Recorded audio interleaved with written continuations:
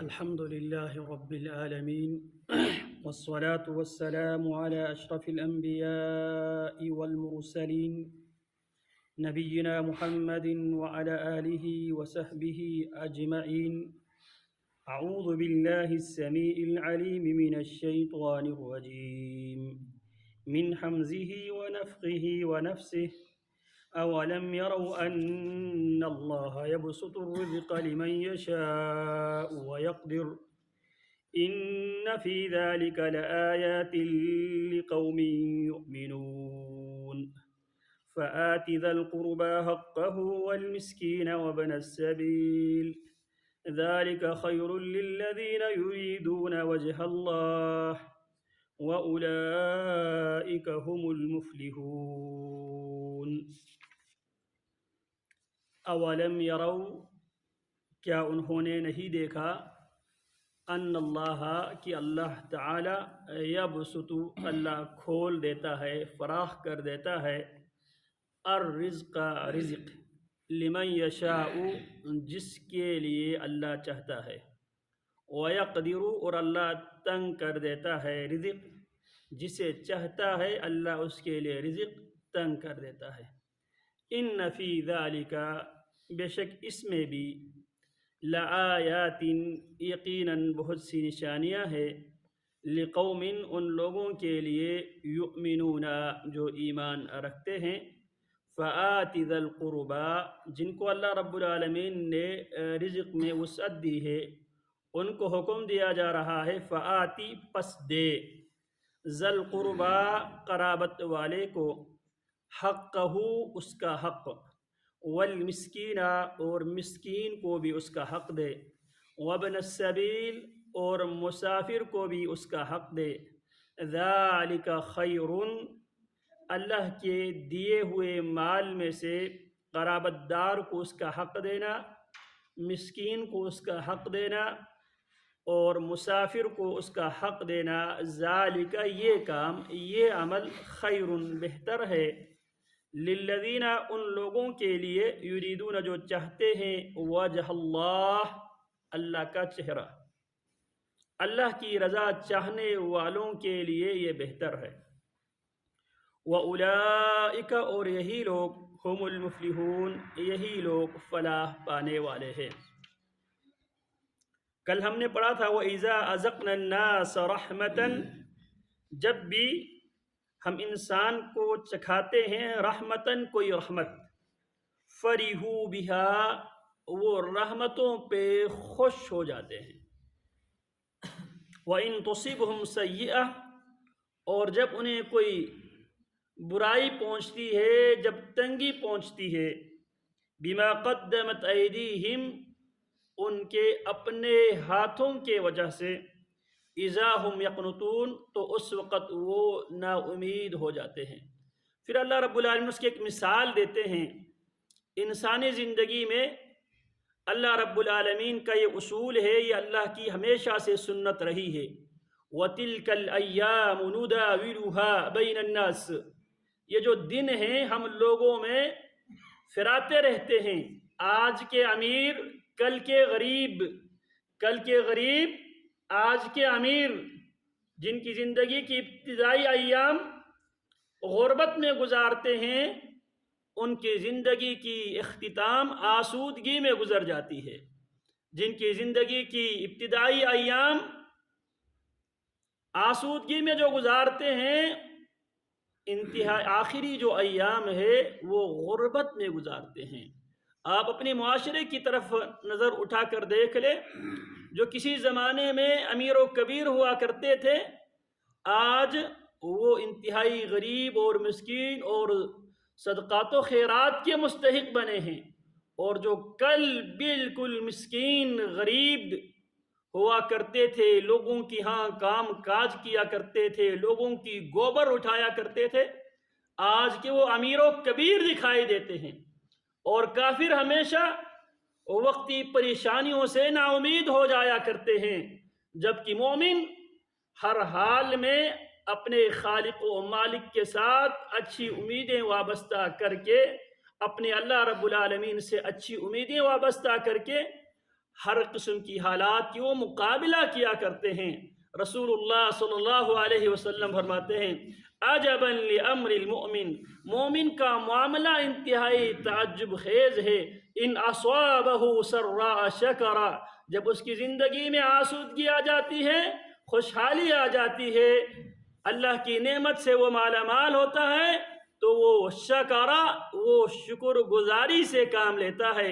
وَإِنْ أَصْوَابَهُ ضَرَّاءَ صَبَرَ، جب اس کی زندگی میں کوئی مشکل، کوئی پریشانی، کوئی غربت آتی ہے، صبرا، وہ صبر سے کام لیتا ہے۔ پیارے پیغمبر فرماتے ہیں دونوں اس کے حق میں بہتر ہے۔ شکر بھی بہت بڑی عبادت ہے۔ لَإِن شَكَرْتُمْ لَأَزِيدَنَّكُمْ وَلَإِن كَفَرْتُمْ إِنَّ عَذَابِي لَشَدِيدٌ فَاذْكُرُونِي أَذْكُرْكُمْ وَاشْكُرُوا لِي وَلَا تَكْفُرُونَ۔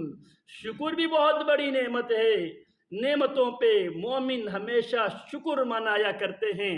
جشن منانا یہ اسلامی ثقافت کلچر کا حصہ نہیں ہے، یہ اغیال کے کلچر اور ان کی ثقافت کا حصہ ہے جشن منانا۔ مومن خوشیوں پہ ہمیشہ شکر ادا کرتے ہیں، اور اسی طرح آزمائشوں پہ ماتم کرنا یہ بھی اسلامی ثقافت اور کلچر کا حصہ نہیں ہے، یہ بھی غیر مسلموں کی ثقافت کا کلچر، ان کی کلچر کا حصہ ہے۔ پریشانیوں پہ ماتم کرنا، مومن پریشانیوں پہ صبر سے کام لیتا ہے اور خوشیوں پہ شکر سے کام لیتا ہے۔ تو پیارے پیغمبر فرماتے ہیں مومن کا معاملہ انتہائی نرالا ہے، جب اسے خوشی ملتی ہے تب وہ شکر سے کام لیتا ہے۔ فَكَانَ خَيْرٌ لَهُ، شکر کرنا اس کے حق میں بہت بہتر ہے۔ لَإِن شَكَرْتُمْ لَأَزِيدَنَّكُمْ، نعمتوں پہ تم شکر ادا کرو، نعمتوں میں برکت ڈالوں گا، اللہ کا یہ وعدہ ہے۔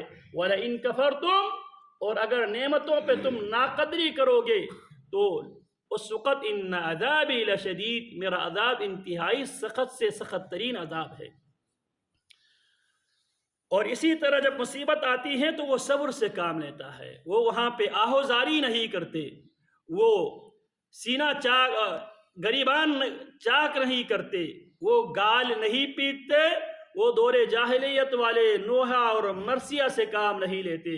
لیس منا من ضرب الخدود وشق الجیوب ودعا بدعوى الجاہلیہ، اس آدمی کا مجھ سے، میری شریعت سے تعلق ہی نہیں ہے جو مصیبت کی گھڑی میں، آزمائش کی گھڑی میں گریبان چاک کرنا شروع کر دے، گال پیٹنا شروع کر دے اور دور جاہلیت والی باتیں کرنا شروع کر دے، وہ ہم میں سے نہیں ہے۔ تو یہاں پہ اللہ فرماتے ہیں مومن ہر حال میں اللہ کا شکر ادا کرتے ہیں۔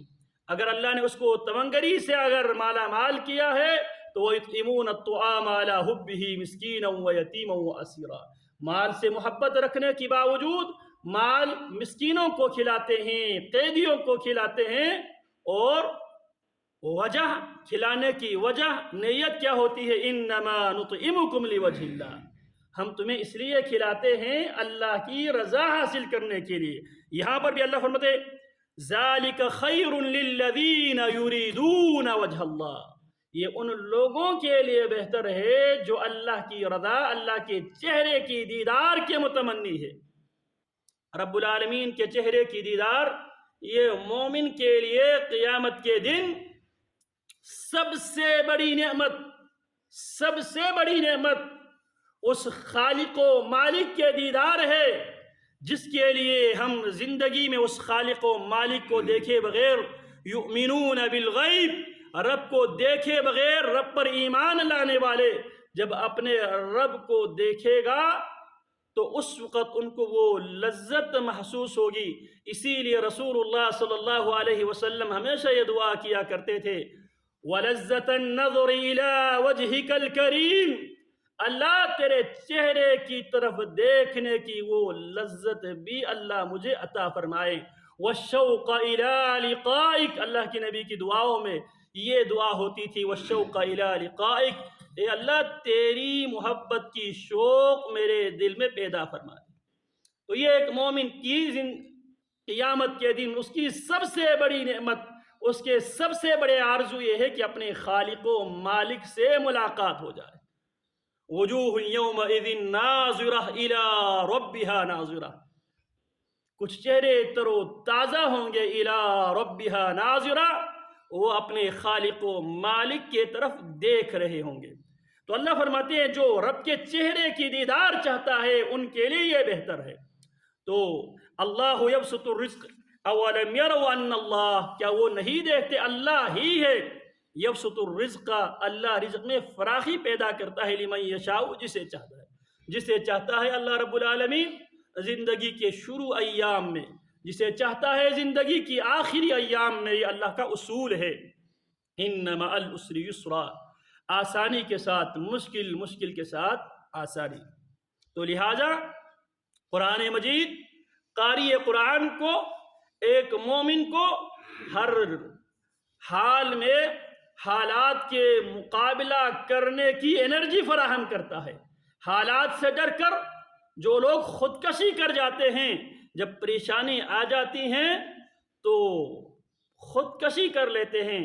آپ کو یاد ہوگا تقریباً سال 2 سال پہلے ہمارے ملک کے ایک بہت بڑے امیر آدمی نے خودکشی کر لی تھی۔ ایک بہت بڑے سیاسی شخصیت کے بھائی تھے اور اس نے خودکشی کر لی تھی، یاد ہوگا۔ ہم سمجھتے ہیں سکون مال میں ہے، کہا جاتا ہے وہ بندہ کم از کم اگر کھرب پتی نہیں ہے تو ارب پتی ہونے میں کوئی شک نہیں ہے۔ ہم سمجھتے ہیں مال میں سکون ہے۔ الا بذکر اللہ تطمئن القلوب، اللہ کے ذکر میں، قرآن مجید میں سکون ہے۔ قرآن مجید قاری قرآن کو، قرآن مجید پر ایمان رکھنے والے انسان کو یہ انرجی فراہم کرتا ہے، یہ اصول فراہم کرتا ہے۔ حالات سے ڈرنے کی ضرورت نہیں ہے، اللہ سے ہمیشہ اچھی امیدیں وابستہ رکھو۔ ان فی ذلک لآیات لقوم یؤمنون، یقیناً اس میں ایمان والوں کے لیے بہت بڑی نشانی ہے، بہت سی نشانیاں ہیں۔ تو اللہ رب العالمین ہمیں اندھا بن کر، آنکھیں بند کر کے، نا امید ہونے کے بجائے آنکھیں کھول کر، قرآن پڑھ کر، تاریخ سے یہ سبق لے کر، ہمیں ہمیشہ اللہ رب العالمین سے اچھی امید وابستہ رکھنا، یہ در حقیقت ایمان کا تقاضا ہے۔ فآت ذی القربى حقہ، رسول اللہ صلی اللہ علیہ وسلم فرماتے ہیں تم میں سے کوئی آدمی یہ چاہتا ہے، من اراد ان یبسط له فی رزقہ، جو رزق میں کشادگی چاہتا ہے، وینسع له فی آثرہ، جو بہت دیر تک زندہ رہنا چاہتا ہے، جو اچھی شہرت اور ناموری چاہتا ہے، فلیصل رحمہ، وہ اپنے قرابت داروں کے ساتھ صلہ رحمی کرے۔ اور یہاں پر بھی اللہ فرماتا ہے فآت ذی القربى حقہ، جو آپ کے قریبی ہے۔ قریبی سے مراد آپ کے خونی رشتہ دار ہے، قریبی سے مراد جو آپ کے ملازم ماتحت کام کرنے والے، جو ہمیشہ آپ کی قریب رہنے والے ہیں۔ فآت ذی القربى حقہ، قرابت دار کو اس کا حق دے دو، والمسکین، مسکین کو اس کا حق دے دو، وابن السبیل، مسافر کو اس کا حق دے دو۔ ذالک خیر، یہ بہتر ہے ان لوگوں کے لیے، یریدون وجہ اللہ، جو اللہ کا چہرہ، یریدون جو چاہتے ہیں، وجہ اللہ ہی اللہ کا چہرہ، وَأُولَئِكَ هُمُ الْمُفْلِحُونَ، اللہ فرماتے ہیں یہی لوگ کامیاب ہونے والے ہیں، جو حالات کے مقابلہ کرتے ہیں امید کے ساتھ، اللہ کے ساتھ اچھے توقعات کے ساتھ جو مقابلہ کرتے ہیں، اللہ فرماتے ہیں یہی لوگ ہر حال میں کامیاب ہونے والے ہیں۔ اللہ رب العالمین ان افراد میں مجھے اور آپ سب کو شامل فرمائیں۔ وصلی اللہ وسلم علی نبینا محمد وعلی آلہ وصحبہ اجمعین۔